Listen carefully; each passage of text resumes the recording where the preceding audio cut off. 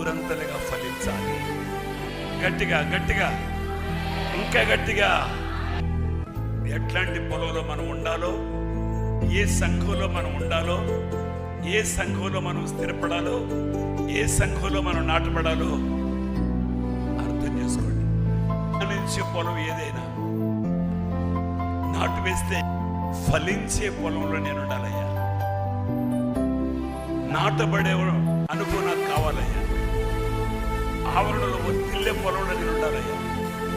పెనుగులాడే పొలం నాకు వద్దునయ్యా. మధ్యవర్తి లేని పొలం నాకు వద్దయ్యా. పడే పని పొలంలో నేను ఉండకూడదునయ్యా. వాడిగల కత్తుల పొలంలో నేను ఉండకూడదునయ్యా. ఐక్యత, ప్రేమ, సమాధానం కలిగి మధ్యవర్తిగా నీవు అడుగు పెట్టిన ఆ పొలంలో నేను ఉండాలని ఆశపడుతున్నానయ్యా. ఆ పొలంలో నన్ను నాటునాయన. ఆ పొలంలో నేను ఫలించాలయ్యా. ఫలించాలయ్యా, నూరంతలుగా ఫలించాలి. ఇప్పటికే ఈ దుగ్గరాల హోసన్న పొలం 90% ఫలించింది. ఫలాలు ఉన్నాయి. ఇంకొక 10% ఫలించాలి.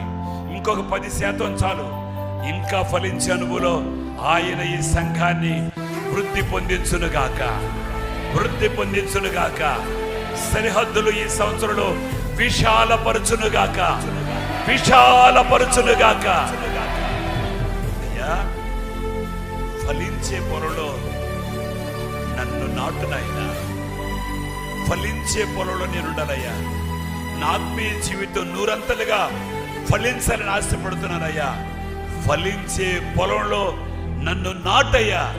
ఆశించేవాడు ఎక్కడెవరైనా ఉంటే ఒక్కసారి నీ చేతిని పైకెత్తి చూపగలిగితే నీకోసం నేను ఒక ప్రార్థన చేస్తాను. నేను కూడా ఇంకా ఫలించాలని కోరుకుంటున్నాను. ఈ హోసన్న దుగ్గరాల పొలం నూరంతలు ఫలం పొందాలి నాయన. మధ్యవర్తిగా నీవు ఉండాలి నాయన. మధ్యవర్తిగా నువ్వు నడిపించాలి తండ్రి. అట్టి అనుభవాన్ని మాకు దయచేయమని చేతులెత్తి తీర్మానంతో ప్రార్థించిన నీ పిల్లల్ని దృష్టించి నాటి ఈ పొలంలో నాటి ఆవరణలో వర్ధిల్ల చేయమని యేసు నామములో అడుగుచున్నాము తండ్రి. ఆమేన్.